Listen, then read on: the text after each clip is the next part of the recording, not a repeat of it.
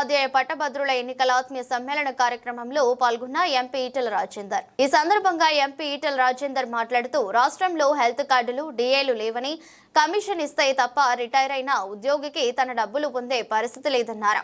Teacher, MLC పలానా అభ్యర్థి అని చెప్పే దమ్ము కాంగ్రెస్ కి లేదని పేర్కొన్నారు. ప్రైవేటు కళాశాలల యాజమాన్యం అప్పుల పాలయ్యాయి. 317 జీవోపై హెల్త్ కార్డు, హైడ్రా వంటి వాటిపై కోట్లాడి పరిస్థితి బీజేపీకే ఉందని వివరించారు. ప్రభుత్వం మెడలు వంచే పార్టీ బీజేపీ అని, నిరుద్యోగ సమస్య అలానే ఉందన్నారు. కాంగ్రెస్ 15 నెలలు అయినా ఏ హామీని సంపూర్ణంగా అమలు చేయలేకపోతుందని ధ్వజమెత్తారు. హామీలు అమలు చేయలేవని ఆనాడే రేవంత్ రెడ్డికి చెప్పడం జరిగిందని, యువత అనేక రకాల చెడు వ్యసనాలకు అలవాటు పడుతుందన్నారు. తెలంగాణ ఎదగాలంటే బీజేపీ రాష్ట్రంలో అధికారంలోకి రావాలని ప్రజలు కోరుకుంటున్నారు. ద్రోహం చేసే, మోసం చేసే ప్రభుత్వం అని ప్రజలకు అర్థమైందని వెల్లడించారు. దేశంలో మళ్ళీ మోడీ గారు ఉండాలని చెప్పి భావించి 41% ఓట్లు కాంగ్రెస్ పార్టీకి ఇస్తే 35% ఓట్లతో అజేయమైన శక్తిగా ఎదిగిన పార్టీ భారతీయ జనతా పార్టీ. సత్యం అది కళ కనబడుతుంది. సత్యం 8 సీట్లు కాంగ్రెస్ గెలిస్తే 8 సీట్లు భాజపా ఎగిరింది. కాబట్టి రాబోయే కాలంలో నేను ఒకటే కోరుతున్నా, దేశంలో ఉన్న భారతీయ జనతా పార్టీ ప్రభుత్వం నరేంద్ర నాయకత్వంలో ఈ మధ్యతరగతి ప్రజలకు, టీచర్లకు, మా లెక్చరర్లకి 12 లక్షల రూపాయలు ఇన్కమ్ ట్యాక్స్ ఎగ్జెప్షన్ ఇచ్చి 75,000 రూపాయలు స్టాండర్డ్ డిడక్షన్ ఇచ్చి 12,75,000 ఎగ్జెప్షన్ ఇచ్చిందంటే ఇవాళ కేంద్ర ప్రభుత్వం ఎవరి కోసం ఆలోచిస్తుందో ఒకసారి థింక్ చేయమని చెప్పి మా టీచర్ లోకానికి, లెక్చర్ లోకానికి ఇంకేం చేస్తున్నాయి. అధికారం ఉన్నకాడ ఏం చేస్తున్నాం, ఇక్కడ ఏం చేస్తున్నాం, ఇక్కడ కొట్లాడుతున్నాం.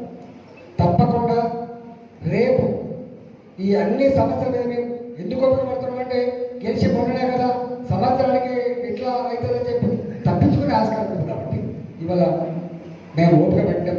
అయినా ఈ 15 నెలల కాలంలో కూడా ప్రజలకు ఎక్కడ సమస్యలు వస్తే కొట్లాడిన పార్టీ కూడా మన పార్టీ గుర్తుపెట్టుకోం. లభించాలని ఎవరు కొట్లాడాడు, నేను ఇంతకుముందు చెప్పిన మూసింది ఎవరు కొట్లాడాడు, పేదల ఇల్లు కూర్చున్నాడు, కన్నీళ్ళు కాల్చున్నాడు, ఆత్మహత్య జరిగినాడు. ఇవాళ హైదరాబాద్ కొట్లాడింది ఎవరు? పేదల గుండు గుచ్చుకుంటున్నప్పుడు, గుండాలు మొత్తం రాజ్యం వెళ్తున్నప్పుడు ఎవరు కొట్లాడు?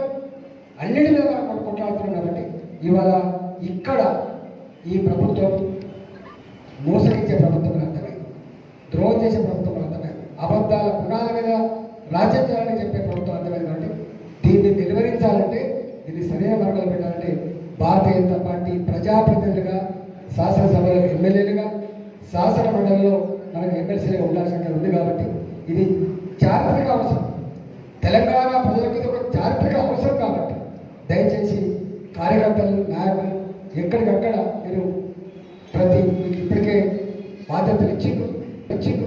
టీచర్, ఎమ్మెల్సీకి ఎన్నో చూసిండ్రు, మనిషికి ఎంతమంది వచ్చిందో చూసిండ్రు.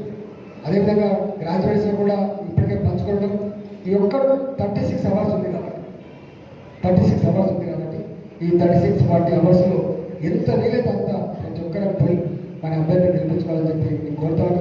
దీనికి కుటుంబాలను ఆపదంతే ఆదుకునేటువంటి ఒక వ్యవస్థకి విఘాతం కలిగిందని చెప్పి నేనట్లేదు.